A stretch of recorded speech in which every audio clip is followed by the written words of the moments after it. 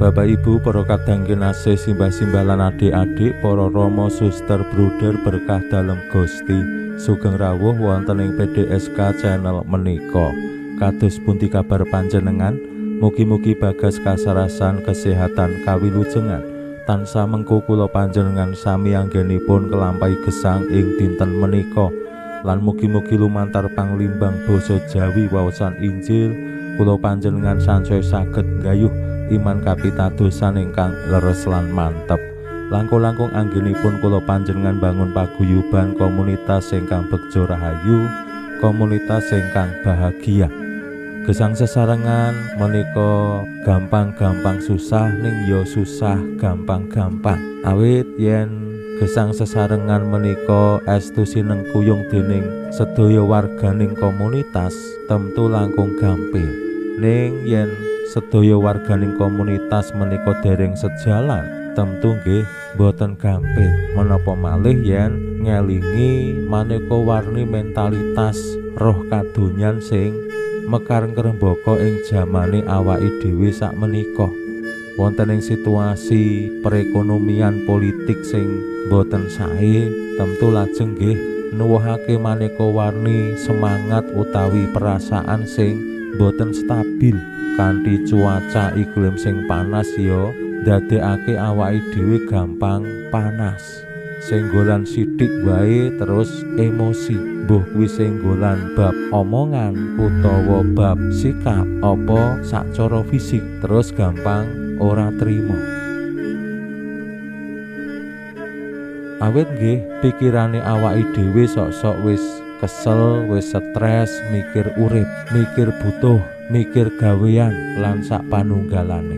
Lumantar waosan Injil dinten menika kula panjenengan kaparingan pitedah kados pundi Gusti Yesus nglajengaken nuntun para murid dalem anggenipun bangun komunitas sing bekja rahayu, komunitas sing bahagia. Wonten ing pasrawungan utawi relasi gesang sesarengan, para murid dalem dikersakake supados aja males piyala. Sing elek-elek aja diwales, malesa sing apik-apik lan bales apa wae kanthi kasaenan. Menika le ngomongke gampang, ning cak-cakane sing boten gampang. Pramila monggo kita pirengaken sabda dalem Gusti ing dinten menika lan kita wiwiti kanthi sembayang sawetawis. Konjo ing asma dalem Yang Rama saha Yang Putra tuwin Yang Roh Suci. Amin.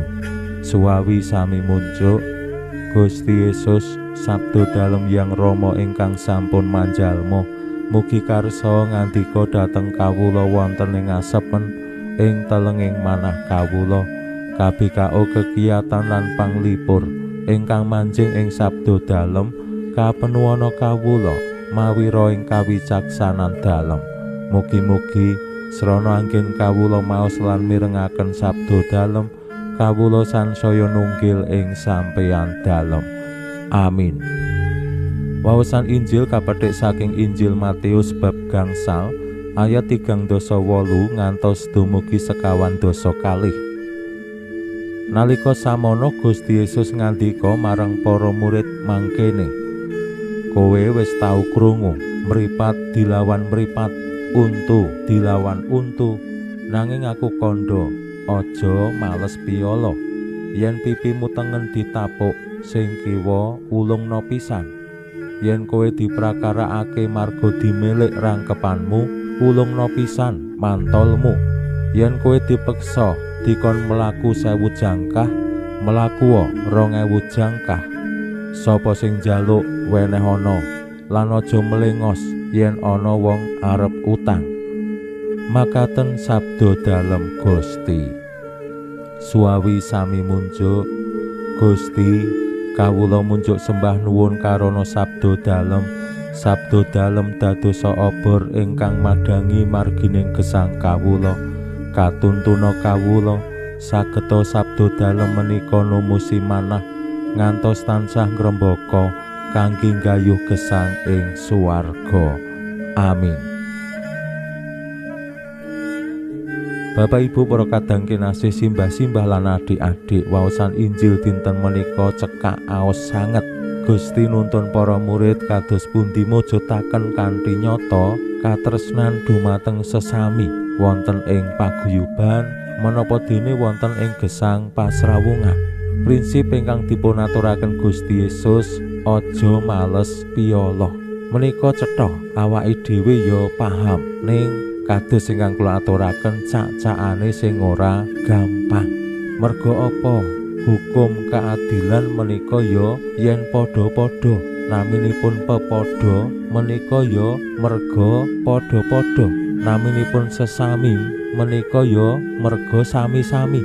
Yen aku diunek-unekake supaya ben padha-padha, sing unek-unekake aku tak unek-unekake. Yen aku dilarani supaya ben sami-sami, ya aku nglarani wong sing nglarani aku. Kuwi sing paling penak, sing paling gampang. Ning nek aja kon males piyala, lah kuwi sing ora gampang. Jenenge diunek-unekake, atine ya lara, marai emosi, nek ora nanggapi engko dianggep ora wani, dianggep cembre. Menika harga dirine awake dhewe terus ternoda.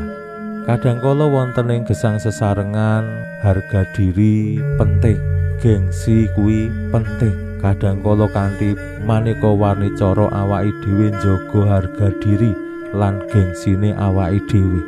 Yen nuruti menapa ingkang dados kersa dalem Gusti, kados-kados harga dirine awake dhewe rendah, kados-kados gengsine awake dhewe ilang. Yen wis mekaten, awake dhewe ora dadi sapa-sapa, ora dadi apa-apa. Ning menika dasar anggenipun bangun komunitas paguyuban sesarengan sing begja rahayu, sing bahagia sejahtera. Awake dhewe kudu wani miwiti males kasaenan tumraping tiang-tiang sing tumindak boten sae marang awake dhewe. Tetep setya tumindak sae wonten ing situasi-situasi sing mbok menawa wonten ing gesang sesarengan boten sae. Tetep sabar ngadepi tiang-tiang sing emosian, tetep lurus, tetep lempeng wonten ing tengah-tengahing pasrawungan sing menggak-menggo, sing melenceng. Nah menika temtu betahaken semangat sing kuat lan komitmen sing teguh supados wonten ing gesang menika awake dhewe jejering murid-murid dalem Gusti tetep bisa nyunarake kasaenan lan kabecikan. Ning menika teorinipun, prakteke ora gampang. Awake dhewe tetep mikir sing jenenge egone awake dhewe, butuhe awake dhewe, pepinginane awake dhewe, gengsine awake dhewe. Menika tantangan sing paling gedhe tumrap kula anggenipun mujudake menapa sing dados kersa dalem Gusti. Ning yen kula panjenengan saged nglampahi menapa sing dados kersa dalem Gusti menika, aja males piyala. Awake dhewe uripe luwih tentrem, luwih ayem. Menapa malih yen Bapak Ibu para kadang kinasih, adik-adik bangun pasrawungan wonten ing media sosial, gampil banget tuwuh pro kontra tumraping konten utawi menapa sing kalampah wonten ing media sosial. Nah menika nggih ugi tantangan kados pundi awake dhewe boten lajeng terus tergoda mereaksi sacara negatif, mikir sacara negatif lan bersikap negatif tumraping maneka warni kejadian.